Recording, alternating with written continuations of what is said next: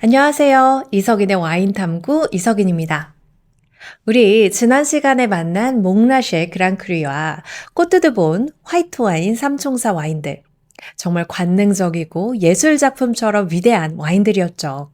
하지만 수십만 원, 수백만 원을 호가한다면요? 눈부시게 아름다워도 아무리 와인을 사랑한다고 해도 매일 마실 수는 없는 노릇이죠. 그렇다면 이 최고급 화이트 와인들의 우아함을 절반, 아니, 그 이하의 현실적인 가격으로 맛볼 수 있다면 어떠실까요? 방금 약간 홈쇼핑 멘트 같았는데요. 오늘은 품질만큼은 절대 타협하지 않는 부르고뉴 화이트 와인의 숨겨진 보석을 찾아서 남쪽으로 훌쩍 떠나보려고 합니다. 부르고뉴 화이트 와인의 가성비의 제왕이 기다리고 있는 제가 너무너무 사랑해 마지 않는 따뜻한 막고내 지역으로 지금 함께 바로 가보시죠.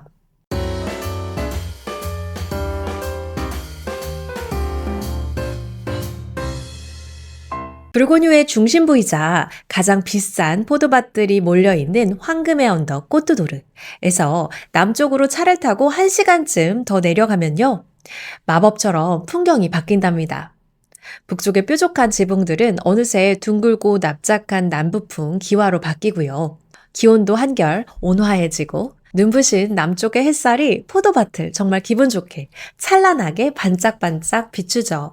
하지만 이토록 아름다운 풍경에도 불구하고 오랜 시간 동안 부르고뉴의 왕좌는 북쪽의 꼬트도르 차지였습니다. 자연스럽게 남쪽의 막고내는 그저 양으로 승부하는 다소 가볍고 대중적인 와인 산지라는 억울한 꼬리표를 달고 있었죠. 북쪽의 유명 산지들이 우아하고 귀족적이라는 찬사를 독점할 때 막고내는 부담 없이 마시는, 말하자면 시골 와인 정도로 치부되면서 그 반짝이는 잠재력을 때가 올 때까지 숨겨야만 했습니다. 그리고 이제 그 때가 온 것 같죠. 가격 경쟁력은 물론이고 품질 면에서도 북쪽의 명산지들을 무섭게 추격하고 있는데요.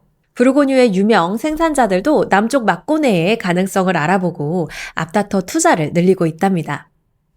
저 역시 식탁에서 가장 자주 그리고 즐겁게 꺼내서 마시는 와인이 바로 이 지역 와인이기도 해요. 저는 사실 꽤 전부터 알아보고 있었답니다. 막고내를 그저 평범한 시골 산지로만 생각하신다면 아주 큰 오산이에요. 우선 이 지역 한가운데에는 북쪽의 그 어떤 지역에서도 볼 수 없는 압도적인 자연의 경이로움이 숨어 있는데요. 바로 끝없이 펼쳐진 포도밭 위로 거대한 군함의 뱃머리처럼 불쑥 솟아오른 석회암 절벽, 솔리투레 바위와 베르지송 바위의 존재입니다. 이곳은 고고학계에서 굉장히 중요하게 다뤄지는 유적지인데요.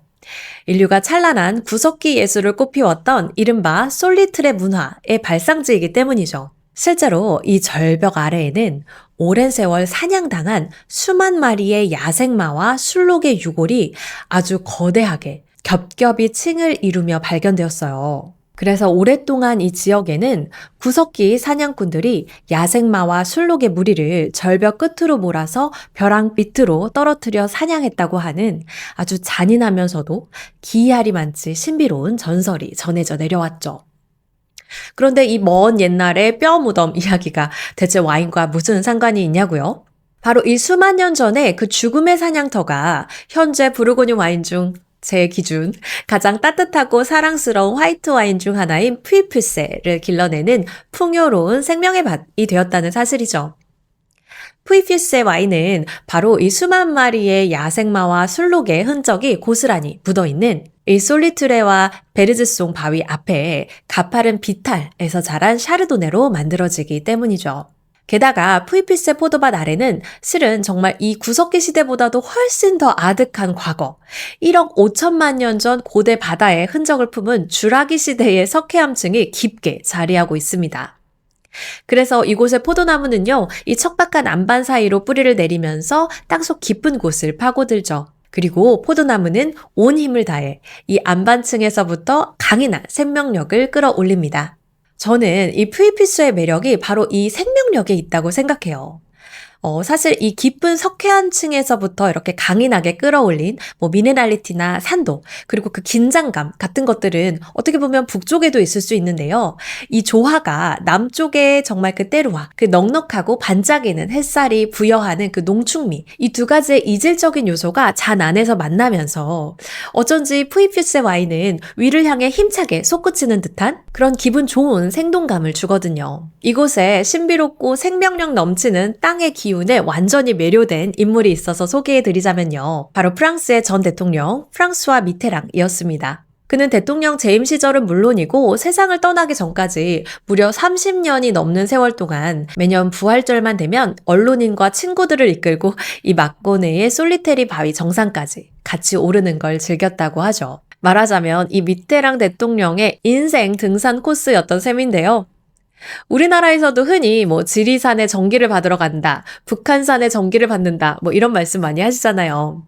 미테란 대통령 역시 이 정치판이라는 치열한 경랑 속에서 지칠 때마다 수만 년의 세월과 원시적인 생명력이 응축된 이 솔리트레 바위, 남쪽의 햇살, 이 마코네의 전기를 받으러 온 것이 아닐까 생각해 봐요. 그리고 언제나 그의 일정 끝에는 생명력 넘치는 푸이퓨세 와인이 축배처럼 올랐다고 하죠. 남부의 반짝이는 햇빛과 수만 년의 세월이 쌓인 때로와 그리고 신비로운 전기가 빚어낸 푸이퓨세는 잔에 따르는 순간부터 북쪽의 화이트 와인들과는 사뭇 다른 매력, 사뭇 다른 생동감을 내뿜습니다. 잘 익은 황금빛 사과와 서양배의 달콤한 향, 가끔은 열대과일 향까지 가고요. 아카시아 꽃과 천연 야생꿀 향이 싱그럽게 코를 자극합니다. 입에 머금으면 오크 숙성에서 오는 헤이즐넛이나 신선한 바닐라 풍미가 혀를 감싸고요. 뒤이어 석회암층이 선물하는 미네랄리티가 긴장감도 잡아주죠. 북쪽의 최고급 화이트 와인들이 정말 눈부신 드레스를 입은 화려한 귀족 영예 같다면 푸이퓨세는 따사로운 햇살 아래서 건강하게 넉넉하고 여유롭게 웃고 있는 그런 매력적인 여인 같습니다. 친근하고 편안하지만 일렁이는 생동감과 강인한 생명력을 가지고 있어요. 무엇보다 요리와 페어링하기에도 굉장히 좋은 최고의 친화력을 가진 와인이기도 해요. 아무래도 북쪽의 와인들은 음식과 매칭할 때 여간 눈치가 보이는 게 아니라서 말이에요. 마침내 이 남쪽 땅에도 정말 기다리고 기다리던 노력의 역사적인 결실이 맺어졌는데요.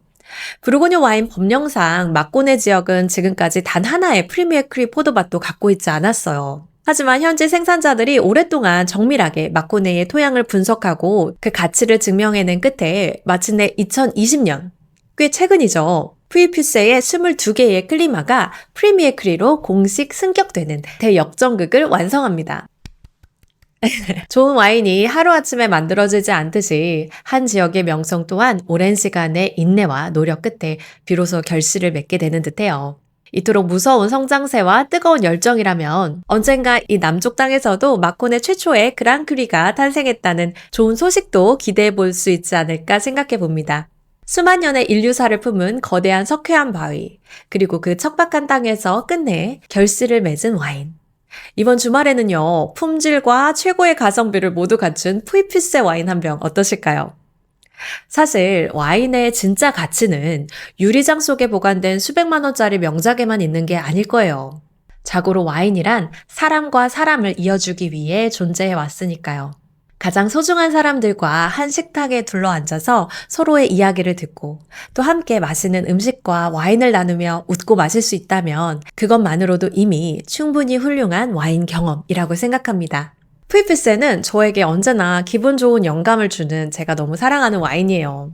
남쪽의 햇살을 머금은 듯한 그 밝음, 또 척박한 석회암 땅을 뚫고 올라온 생명력, 또 어떤 음식과도 편안하게 어울리는 친화력. 뭔가 화려하게 자신을 과시하기보다 식탁 위에서 사람들의 대화를 부드럽게 열어주는 그런 와인이라고 생각해서 항상 셀러에 넣어두는데요. 결국 좋은 와인이란 반드시 비싼 와인이 아니라 좋은 시간을 만들어주는 와인이 아닐까 생각하게 하는 와인입니다. 평범한 일상에 또 빛을 더해주는 그런 와인. 그런 의미에서 푸이퓨세는 정말 우리가 와인을 사랑하는 이유를 아주 다정하게 보여주는 그런 한 병이라고 생각해요. 그럼 다음 시간에도 알차고 재미있는 내용으로 찾아뵙도록 하겠습니다. 다음 시간에 만나요. 안녕!